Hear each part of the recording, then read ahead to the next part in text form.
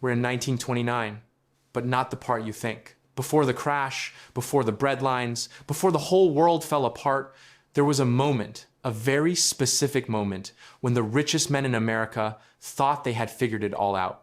They had discovered something called buying on margin. You could control $10,000 worth of stock with just $1,000 of your own money. The rest, borrowed.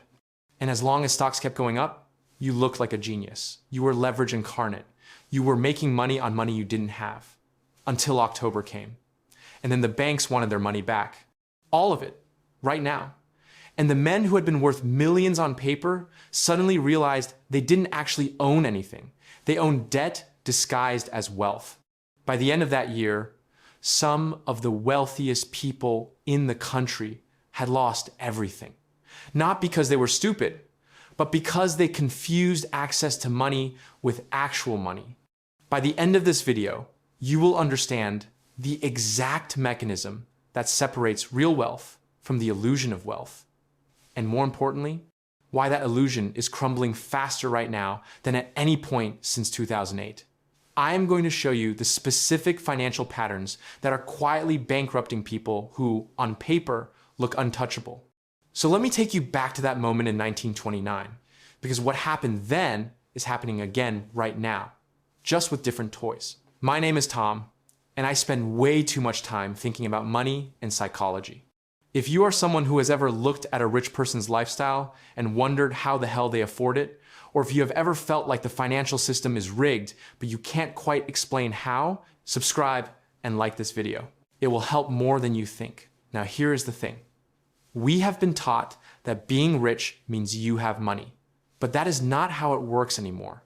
In fact, for a growing number of wealthy people, being rich means you have assets, and assets are not the same as money.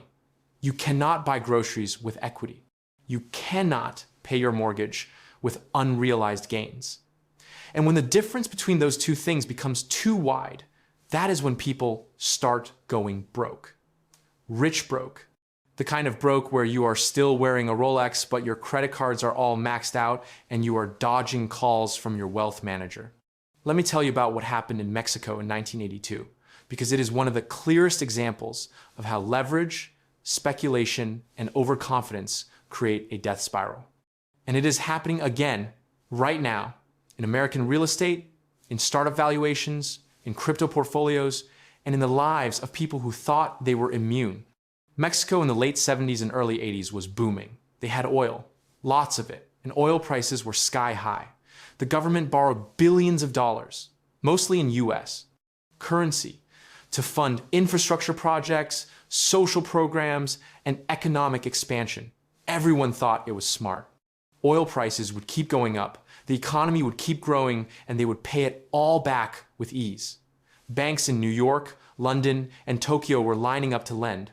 Why wouldn't they? Mexico was collateralized by oil. It was a sure thing. But here is the catch.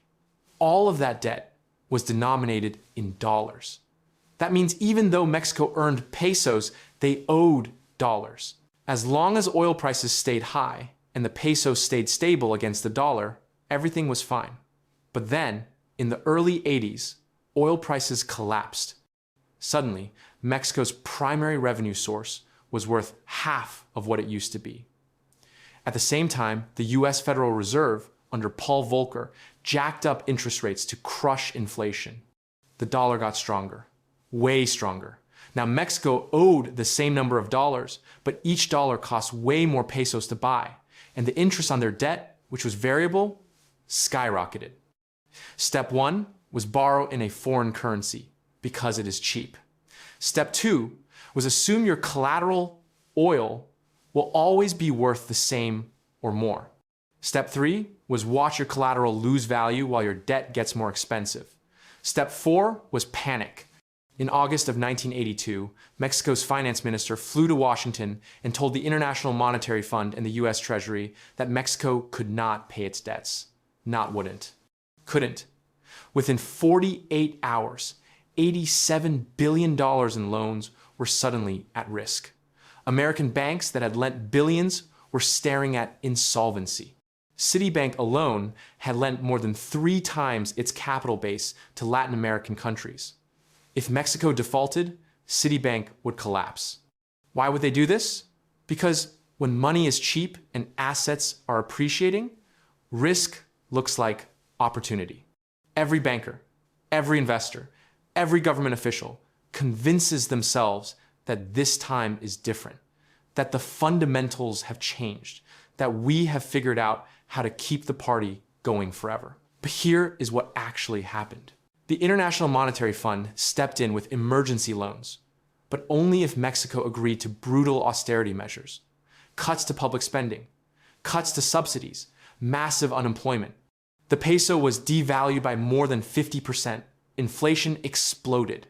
The people of Mexico, who had nothing to do with these loans, paid the price for decades. Meanwhile, the banks, they got bailed out. They restructured the debt, stretched out the payments, and most of them survived. The Mexican people lost their savings, their jobs, their stability. The banks that made the bad loans got rescued. And here's the kicker. Those same banks turned around and did the exact same thing in Asia in the 90s, in the US, housing market in the 2000s, and in corporate debt right now. So what does this have to do with why rich people are going broke in 2025? Everything. Just like those banks profited from lending to a country that could not actually afford the debt, modern wealthy individuals have been profiting from borrowing against assets they do not actually control. And just like Mexico, when the cost of that debt goes up and the value of the collateral goes down, the whole thing implodes. Let me make this even simpler. Imagine you own a house worth $300,000. You owe $200,000 on the mortgage. You have $100,000 in equity. You feel good. Then you hear about this investment opportunity. Your buddy says he is making 20% a year in some real estate syndication. You do not have cash lying around, but you do have that $100,000 in equity. So you take out a home equity line of credit, $50,000. You invest it. 6 months later, your investment has grown to $60,000. You feel like a genius. You take out another $25,000. Now you are in for $75,000 total, and your portfolio is worth $80,000. You are up $5,000. You are winning. But then the market shifts. Interest rates go up. The real estate syndication you invested in cannot refinance their properties. The value of your investment drops by 40%. Now your $80,000 is worth $48,000, but you still owe $75,000 on your home equity line. And because interest rates went up, your monthly payment on that line of credit doubled. You are now paying the bank more every month than you are making at your job. You try to sell the investment to pay down the debt, but there are no buyers. It is illiquid. You are stuck. You cannot sell your house fast enough to cover the gap. The bank starts calling. You, my friend, are what we call house rich and cash broke. This is not a hypothetical. This is happening to people who have net worths in the millions. Now imagine that same scenario, but instead of a $300,000 house, it is a $50 million stock portfolio. Instead of a $75,000 home equity line, it is a $15 million securities-backed line of credit. Instead of a real estate syndication, it is a private equity fund or a pre-IPO tech stock. The numbers are bigger, but the mechanics are identical. You are borrowing against an asset that you think is stable, using that money to chase returns, and then the cost of borrowing goes up while the value of your collateral goes down. You are now trapped. And this is exactly what is happening to a huge number of wealthy people right now. For the last 15 years, interest rates were basically zero. If you had assets, you could borrow against them for almost nothing. 1%, 2%. It was free money. So people did. They borrowed millions to buy more real estate, to invest in startups, to buy art, to live a lifestyle that their actual cash flow could not support. And it worked because asset prices kept going up. Your Amazon stock went up, your real estate went up, your private equity stake went up, everything went up. So even though you were borrowing, your collateral was growing faster than your debt. You looked rich, you felt rich, you were rich on paper. But then the Federal Reserve decided that inflation was too high and they started raising rates. fast. In 2022 and 2023, rates went from near zero to over 5% in less than 18 months. That is the fastest increase in 40 years. And suddenly, if you had a securities-backed line of credit, your interest rate went from 1.5% to 7%. Your monthly payment quadrupled, and at the same time, the value of your collateral started falling.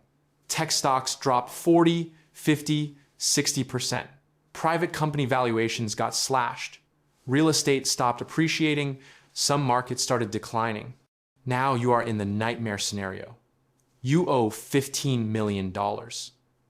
Your collateral, which was worth $50 million, is now worth $30 million. The bank looks at that ratio and says, hey, we are not comfortable anymore. We need you to either pay down $5 million of this loan or add more collateral. And you do not have $5 million in cash. You do not have more collateral. Everything you own is already pledged to some other lender. So the bank says, okay, we are going to sell your stock to cover the loan. And because you are forced to sell in a down market, you get the worst possible price. You just lost $20 million in net worth. Not because you spent it, but because you borrowed against it. This is what is called a margin call.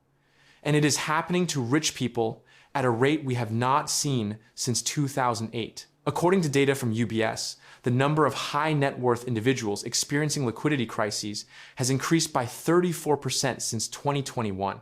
These are people with more than $10 million in assets who cannot come up with $500,000 in cash without selling something at a loss. Let me say that again. People worth tens of millions of dollars who cannot access cash, they are illiquid. And illiquid in a high interest rate environment is just another word for broke. But now you might think, okay, Tom, that is bad, but these people still have assets. They can just sell them and move on. And that is technically true.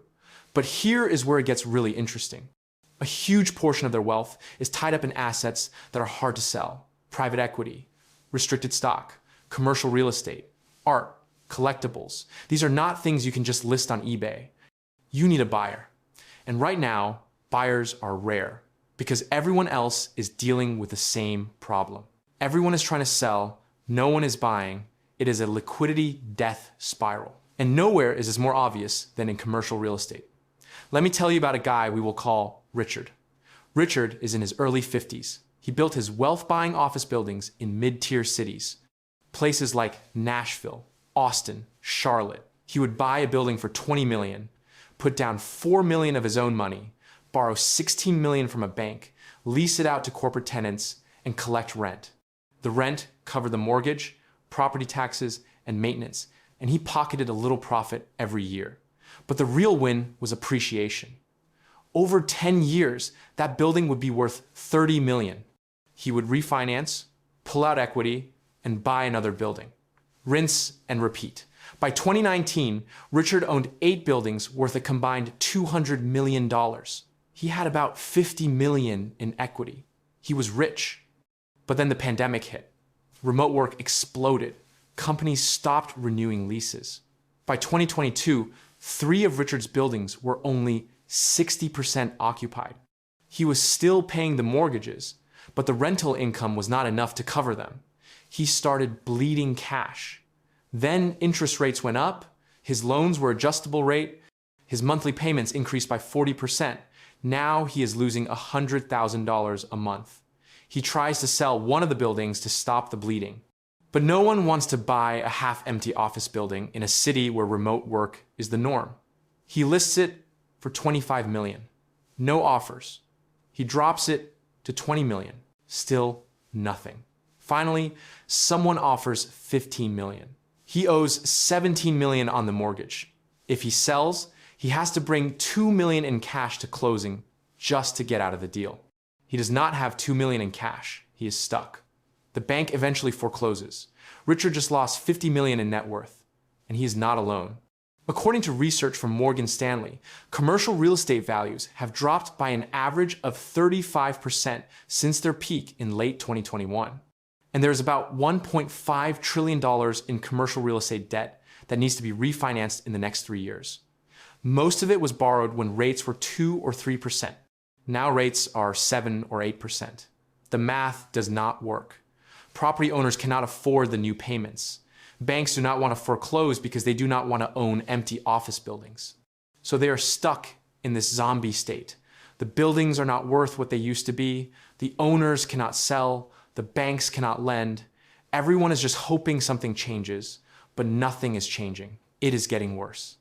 This is not just about office buildings. It is retail. It is hotels. It is storage facilities.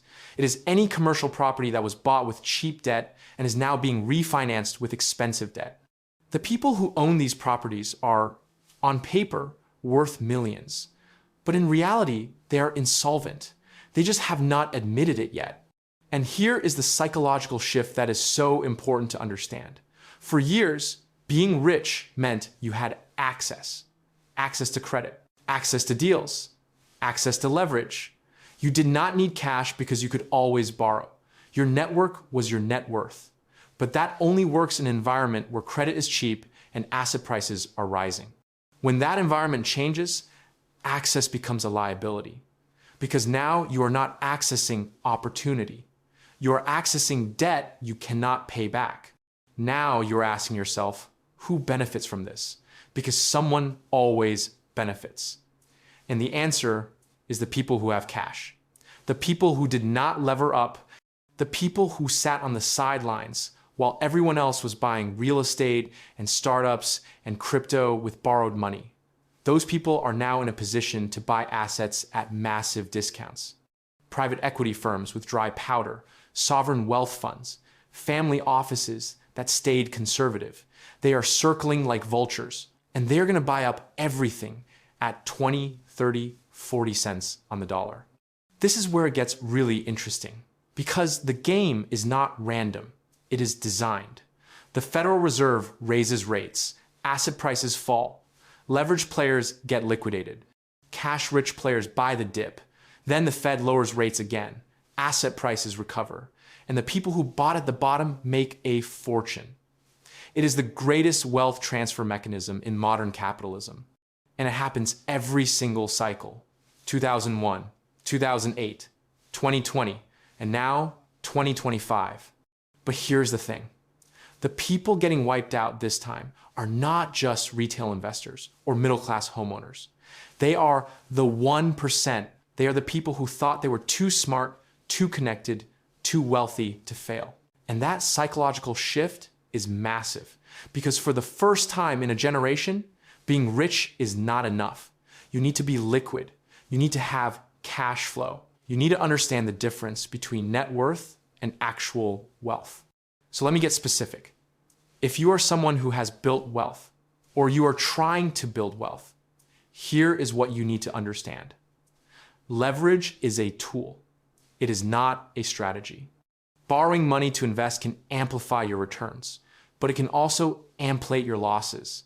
And in a rising rate environment, the cost of that leverage can kill you. You need to stress test your finances.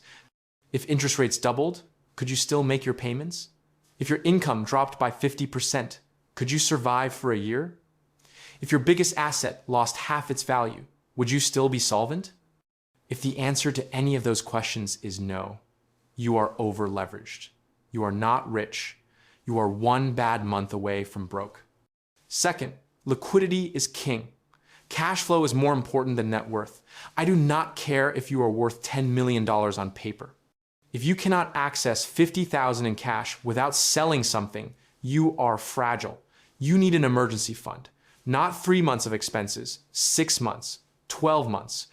And it needs to be in actual cash or cash equivalents, not tied up in some illiquid investment that you hope will pay off someday. Third, diversification is not just about asset classes. It is about liquidity profiles. You need some assets that you can sell tomorrow. Stocks, bonds, money market funds. And you can have some assets that are long-term and illiquid. Real estate, private equity, collectibles. But if everything you own is illiquid, you are setting yourself up for disaster. Because when you need money, you will be forced to sell at the worst possible time. Fourth, understand the difference between good debt and bad debt. Good debt is money you borrow to buy an asset that generates cash flow and appreciates over time. A rental property that pays for itself. A business that generates profit. Bad debt is money you borrow to fund a lifestyle or speculate on appreciation. A home equity line to buy a boat. A margin loan to buy meme stocks. Bad debt will destroy you in a high-rate environment. And finally, the most important thing. Do not confuse access to money with actual money. Just because a bank will lend you $5 million does not mean you should borrow it. Just because you can afford the monthly payment today does not mean you can afford it when rates go up or your income goes down. The people going broke right now are not stupid. They are overconfident. They assumed the good times would last forever. They assumed they could always refinance. They assumed their assets would keep going up. And when those assumptions turned out to be wrong, they had no margin for error. The truth is, we are living through a historic moment. The era of free money is over. The era of borrow and speculate your way to wealth is over. And the people who do not adjust are going to get wiped out. Not because they were unlucky, but because they played a game that only works in one specific environment, and that environment just ended. The rich are going broke because they stopped thinking about risk. They stopped thinking about cash flow. They stopped thinking about what happens when the music stops. And now the music has stopped. The chairs are being pulled away, and a whole lot of people who thought they were safe are realizing they were standing the entire time. So here is what you do today, right now. Go look at your balance sheet, list out every asset you own and every liability you owe. Then ask yourself, if I had to liquidate everything tomorrow, how much cash would I actually walk away with? Not what you think it is worth, what you could actually get for it in a fire sale. That number is your real net worth. And if that number is lower than you thought, or if it is negative, you have work to do. Next, look at your debt. What is your total monthly debt service? Mortgage, car payment, credit cards, business loans, lines of credit. Add it all up. Now, compare that to your monthly income. If your debt service is more than 30% of your gross income, you are in the danger zone. If it is more than 50%, you are in the red zone. You need to either increase your income or decrease your debt. There is no third option. Then, build a cash cushion. I do not care if it takes you 6 months or 2 years.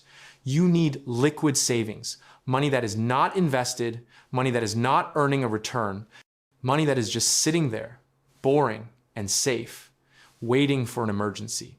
Because emergencies happen. Markets crash, jobs disappear, health crises occur. And if you do not have cash, you will be forced to sell your assets at the worst possible time. That is how people go broke. Finally, stop comparing yourself to people who look rich, because half of them are faking it. They are leasing the car, they are renting the house, they are borrowing to fund the vacation, and they are one missed payment away from losing it all. Real wealth is quiet, real wealth is boring, real wealth is having enough cash flow to live the life you want without having to borrow or sell anything. And that is harder than it sounds. But it is the only kind of wealth that lasts. We are watching the unwinding of a decade-long experiment in cheap money and infinite leverage. The people who are surviving are the ones who kept their expenses low, their debt manageable, and their cash reserves high. The people who are getting destroyed are the ones who believed the hype, who thought the rules did not apply to them, who assumed they were too smart or too connected to fail. And here is the hard truth. Most people will not learn from this. They will wait for rates to come back down. They will wait for asset prices to recover. They will wait for the next bull market. And they will do the exact same thing all over again. Because humans are wired to chase status and optimize for the short term. We are not wired to think about risk or plan for catastrophe. That takes discipline. That takes humility. That takes accepting that you are not special and that the market does not care about your plans. But if you are watching this video, you have a choice. You can be like everyone else. You can lever up, chase returns, and hope it works out. Or you can be different. You can build real wealth. The kind that does not evaporate when interest rates go up or markets go down. The kind that lets you sleep at night. The kind that gives you actual freedom, not just the appearance of it. The rich are going broke because they confuse leverage with wealth. They confused access with ownership. They confused net worth with net cash. And now they are paying the price. Do not be like them. Be smarter.